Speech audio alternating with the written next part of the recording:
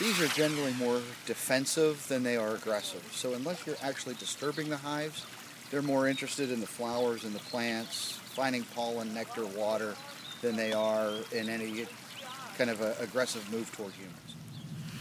We want to talk about the declining, bees, not just in the United States, but also in Europe. So it's not just the issue for us as neighbors between us and in the city, but a worldwide issue.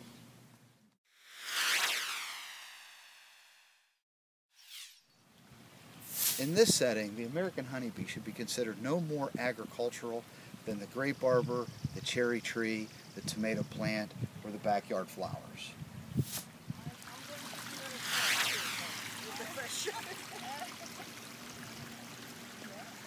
Township regarding the issue again is, what's going to happen?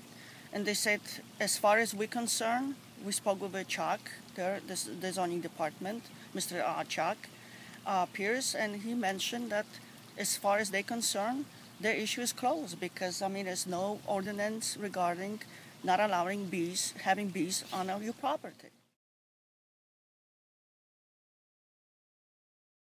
There are really two messages here.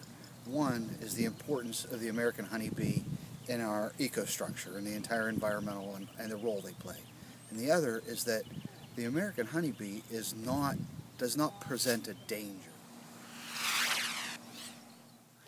Say if this was a hive, and this was a bee flying back to the hive. The hive has little things called cells in them where they put the pollen in them, so then it sits there and then it slowly turns into honey. Then after that they go and get more, and then they go back and they get more, and then they go back. So that's how we get our honey. Here too.